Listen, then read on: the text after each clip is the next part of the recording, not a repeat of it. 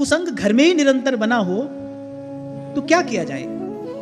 घर के लोगों का व्यवहार ऐसा है, उनकी असुचिता अपवित्रता देख देख के मन खिन्न हो जाता है, फिर सत्संग से मन रास्ते पर आता है, लेकिन ये कुसंग दिन रात मिल रहा है, समझ नहीं आ रहा कि कहां तक मैं अपने मन को संभाल पाऊंगी। घर के लोग कहते हैं कि आपके रूल्स रेगुलेशंस बहुत हैं, आप समाधान करिए।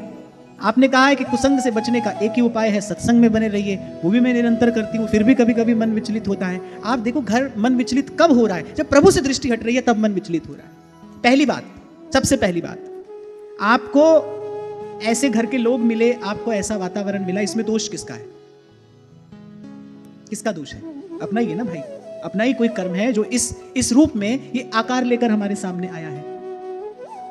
जब अपना ही दोष है, जब त्रुटि भी अपनी ही है और समाधान करने का मार्ग भी गुरुजन आपको दे रहे हैं, मुझे लगता है कि जितना आप इस स्थिति का विचार करेंगे ना, उतना आपका मन और अशांत होता चला जाएगा, उतना आपका मन और अधीर होता चला जाएगा। ये स्थिति ऐसी ही है, इसको स्वीकार करो।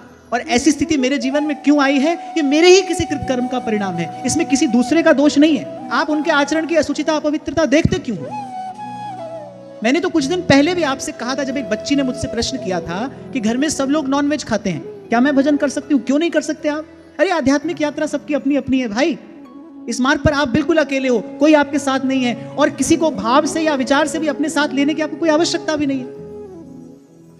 मैंने तो आपको यहां तक कहा था, अगर घर में सेवा नहीं कर सकते आप ठाकुर जी की सेवा नहीं कर सकते, तो भी आपको खिन्न या उदास होने की कोई आवश्यकता नहीं है। केवल नाम जपो, वाणी का पाठ करो, केवल नाम जपो, निराश मत हो, उदास मत हो। और दूसरी बड़ी महत्वपूर्ण बात, किसी और को अपने जीवन में मिलने वाले कष्ट के लिए, पीड़ा के लिए दोषी मत समझना। इससे क्या होगा? इससे ग्रंथि पड़ जाएगी।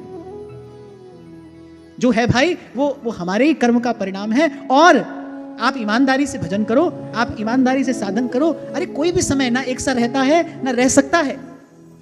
और मैं तो कहता हूं सब प्रश्नों का एक उत्तर है, अशांति भीतर हो या बाहर हो, किसी भी प्रकार का अभाव भीतर हो या बाहर हो, उत्तर तो एक है ना।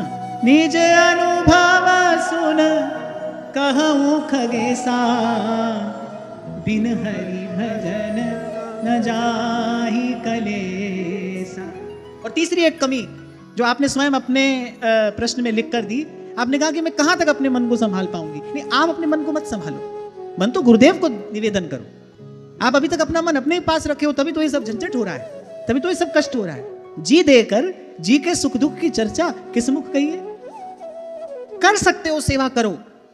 घर में बहुत प्रतिकूलता है, घर के लोग नहीं साथ देते, मन ही मन नाम जप करने से तो आपको कोई नहीं रोक सकता ना। मन ही मन प्रभु की लीला का चिंतन करने से तो आपको कोई नहीं रोक सकता ना। मन ही मन श्री जी के स्वभाव का विचार करने से तो आपको कोई नहीं रोक सकता ना। मन ही मन श्री जी के चरणों का ध्यान करने से तो आपको कोई नहीं रोक सकता ना। अरे मैं तो कहता हूं ये और भगवान की कृपा है। सब ओर से समेट कर प्रभु आपको भजन में लगाना चाह रहे हैं, और आपको तो इसमें भगवत कृपा का ही दर्शन करना चाहिए। आप कहते हो कि घर में ही कुसंग है, अच्छा है, मन उनके बंधन में बंधेगा ही नहीं, उनमें मोह ममता होगी नहीं। ये तो बड़ी कृपा है। व्यक्ति मोह ममता के बंधन में कहां पड़ता है? पड़ोसी के घर से थोड़ी पड़ता है, अपने ही घर में बंधता है। ये तो श्री जी की और बड़ी भारी कृपा है। आप बस केवल कृपा का दर्शन नहीं कर पा रही, आप केवल कृपा का अनुभव नहीं कर पा रही। सब ओर से कृपा ही कृपा है भाई। इससे पूर्व के प्रसंग में राजा अंग ये बात कहते हैं, जब वेन बड़ा दुराचारी हो गया तो राजा अंग ये बात कहते हैं, बोले पुत्र सपूत हो तो भी बड़ा भारी संकट है भाई, उसमें ममता होती है, मोह का बंधन उससे बंध जाता है। और बोले पुत्र कपूत हो तो भी बड़ा कष्ट है, उसकी क्रिया देख देख कर मोह ममता के कारण व्यक्ति कष्ट पाता है। बोले जिनके संतान नहीं होती ना, उन्होंने अवश्य पूर्व जन्मों में भगवान की आराधना की है, तभी भगवान उनको इन बंधन से मुक्त रखते हैं। देखो संतों का दृष्टिकोण तो ये है। और कुछ दिन पहले आपको मैंने कहा था कि ऐसी स्थिति घर में हो तो आप तो दिन रात भगवान के नाम का कीर्तन करो, भगवान का धन्यवाद करो कि आपके पाप धोने के लिए गंगा आपके घर में ही आ गई है। आप तो कहां जाते शुद्ध होने के लिए, तीर्थ करने के लिए? ये व्यवस्था भगवान ने आपके घर में ही कर दी। 2-4 दुष्ट राक्षस आपके घर में ही भेज दिए, वो आपको कष्ट देंगे, सताएंगे, तपाएंगे, और जब आपका प्रारब्ध समाप्त हो जाएगा आप मुक्त हो जाओगे, आप शुद्ध हो जाओगे। कहीं से भी कोई शिकायत करने की आवश्यकता नहीं। आपने पूछा तो मैंने आपके प्रश्न का उत्तर दिया।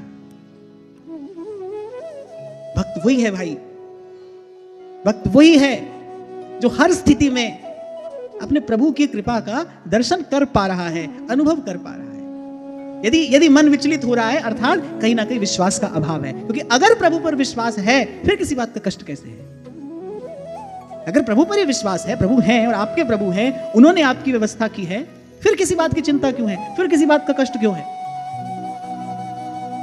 तो अधीर मत हो, धीरज मत छोड़ो, सत्संग श्रवण करते रहो, नाम जप करते रहो और उन सब को यही देखो, भाई ये सब मुझे पाप मुक्त करने के लिए आए हैं, मन ही मन उनका धन्यवाद करो, उनके प्रति भी सद्भाव रखो। वो कोई नहीं है, वो कोई नहीं है, वो केवल अपना ही कर्म है भाई, वो आकार लेकर आता है और व्यक्ति क्या मूर्ता कर बैठता है, उन्हीं के साथ वैर की विरोध की गांठ डाल बैठता है ना भाई। वो कोई नहीं है, अपना ही कर्म है। जिस दिन प्रारब्ध क्षीण होगा, जिस दिन हिसाब किताब पूरा हो जाएगा, वो अपने रास्ते चले जाएंगे, तुम अपने रास्ते चल देना। और तब तक